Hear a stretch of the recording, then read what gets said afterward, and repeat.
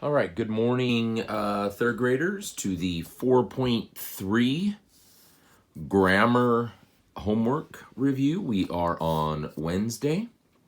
Okay, label the parts of speech of the underlined words. First of all, lava is a noun. Sometimes it helps to kind of identify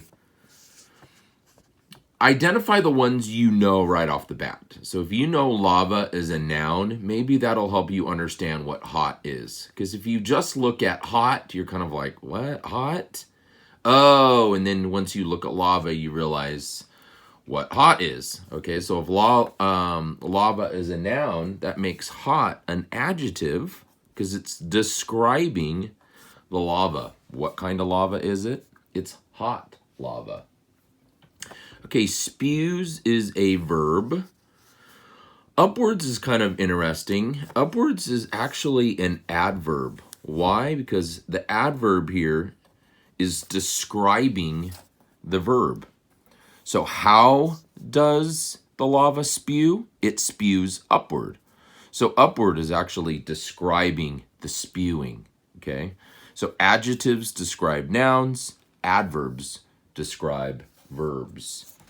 Okay, volcanoes is a noun, and Io is also a noun. Change each noun from singular to plural. Child becomes children, so that is an irregular noun, because normally when you make something singular to plural, you just add an S. But this is a not normal or not a regular situation. This is an irregular situation. That's why it's an irregular noun. You change the spelling to make it plural. Okay, bench is actually going to be benches. This is not an irregular noun because to make this plural, you add an ES. Which word could be found on this page of a dictionary? Let's see. Chow. C-H-A-C-H-O. Okay, so it would be after charge. Oh, the W, though, is going to be after the R. So that's not going to work. Champion. I don't know why it says charge here. Okay, champion. C-H-A, yes. C-H-A-M. C-H-A-M.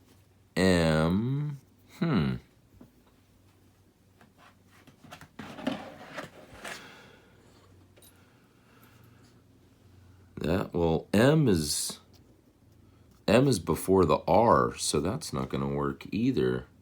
It's kind of weird. C-H-I-N. C-H-I, okay, so the I is after A, and C-H-O. So I is in between A and O, so chin is the correct answer there. Which word means payback? You got to go back over to the Mondays column. Repay. And this is all about reviewing prefixes. Re is a prefix that means do something again. And pay is what we call the root word or base word. We attach prefixes and suffixes to root words.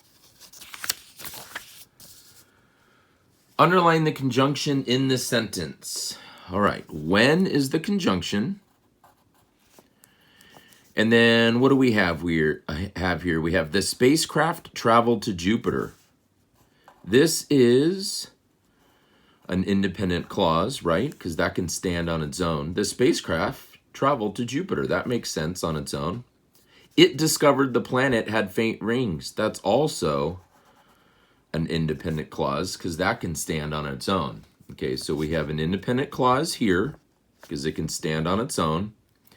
The spacecraft traveled to Jupiter. That is an independent clause, but Once you put this conjunction when in front of it, now it becomes when the spacecraft traveled to Jupiter. That cannot stand on its own because that does not make sense on its own. Look at that. When the spacecraft traveled to Jupiter. No, when the spacecraft traveled to Jupiter, what? You're still needing more information for it to make sense. So if it needs more information to make sense, it's dependent. So if you have a dependent clause and an independent clause that are brought together by a conjunction, this is called a complex sentence. Which is correct? Shorter, shortest. Jupiter has the blank day of all the planets. Look it, we're comparing Jupiter to all or everything. When you're comparing one thing to everything else, then you use the EST.